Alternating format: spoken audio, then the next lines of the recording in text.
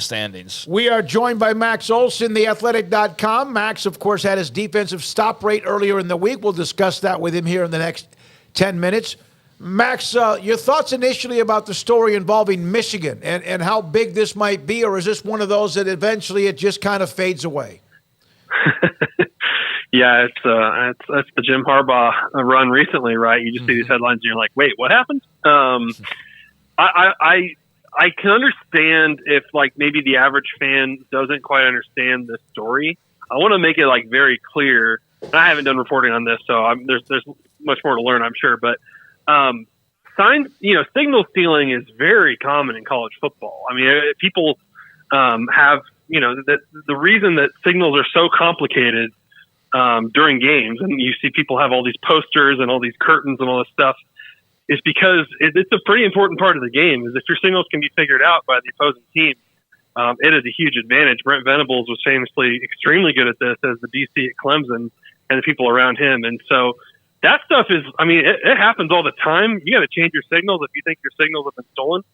The idea of like sending random people to games to video or watch signals or whatever, that's where we're getting into like, wait, what did they do? I mean, that's the part that has to be investigated, because that's the part that's over the line. Accused of signal stealing, like everybody is doing that. It's an under the radar thing, but it's a thing that's pretty common in the sport. But the idea of sending people to attend your future opponent's games, if Michigan did that, there would be trouble for that. Well, and my question is also like, how in the future did he do this? Did he do this for these first 7 opponents, which, he didn't need that at all? Or is he doing it just for Ohio State and Penn State and Georgia and Texas and Oklahoma?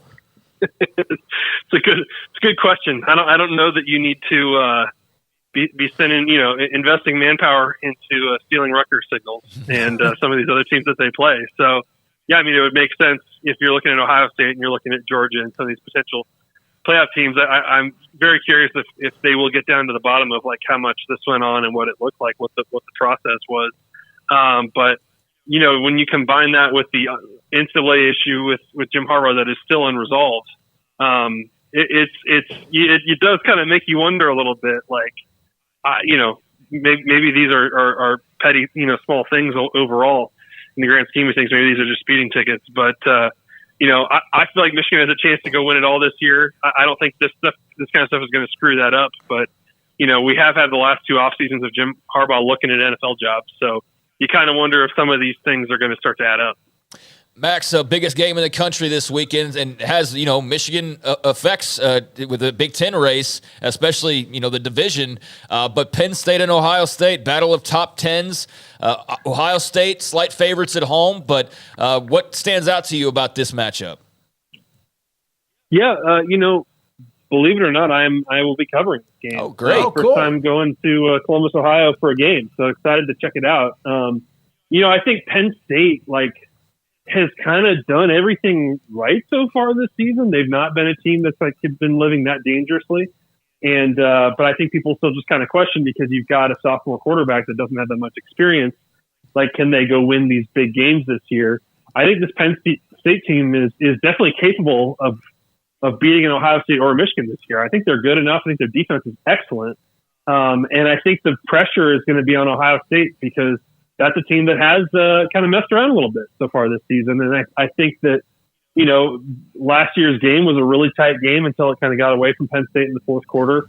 I think it's going to be an excellent game, and hopefully another one of these games like we saw last weekend in Seattle, that it has kind of the feel of a playoff game with that kind of intensity, and 2 just really quality, like top 5, top 10 type of teams. I can't wait to see how it plays out. Max, you did release your stop rate, the latest rankings. Anything jump out at you other than Garrett Ross, who produces the show, is not real happy where LSU is in the 70s or wherever it might be?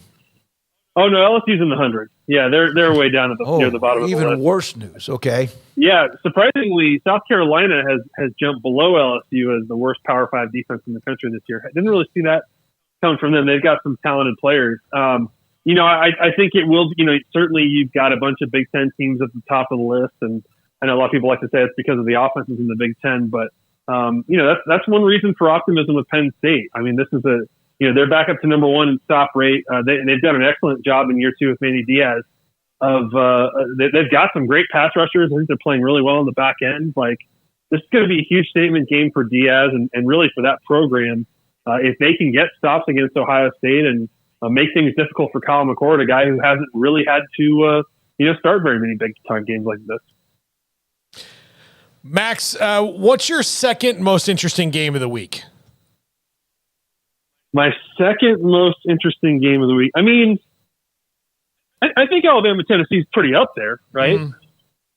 Is there one that's like obviously above that for you? That's what I was thinking. Well, because Tennessee, they're playing really great on defense, right? They're not. Joe Milton did not meet the hype after that big bowl win, and Alabama's been the most intriguing mess that they've ever been this year, trying to navigate through and still only having the one loss. Yeah, and I will say I think probably the right answer, if you ask me, is honestly it might be Duke Florida State. I think that might be the most interesting game after the one at Ohio State, because I do wonder how this ACC race is going to shake out a little bit in terms of, will there be a little bit of chaos? Obviously, Florida State's rolling, North Carolina's rolling, Miami has taken some losses. Duke, lost a really tight game to Notre Dame, but has already notched some big wins. So that one I'm very interested in. But, certainly for Alabama and Tennessee, it's like, someone's got to lose this game and is going to be pretty bothered by it. Because I think that, certainly we've seen these past 2 weeks when A&M has played both of these teams, like, man, they look pretty beatable, and I think that, if you go look at the numbers on Joe Milton, like you mentioned, he just has not been the kind of deep ball thrower that they need in that offense that they had with Hendon Hooker last year. So can he hit those opportunities when he's got, deep shots there?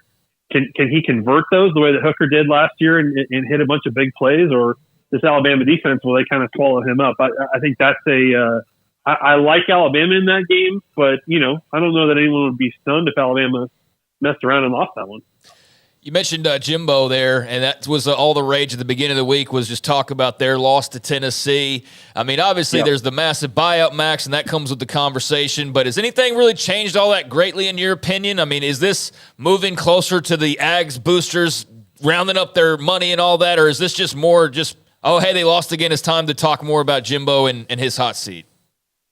Yeah, I mean, I think that certainly how they play over the last 5 games here, or 6 games or whatever. I mean, certainly how they play is going to be important, but I do think the win total is going to ultimately matter here. Like, I think if A&M is sitting at 8-4, I don't think anybody's really happy with that outcome based on the quality of talent they've got. And you mentioned stop rate. Like, this is one of the better defenses in the country. They have been since the Miami game. They've been one of the best.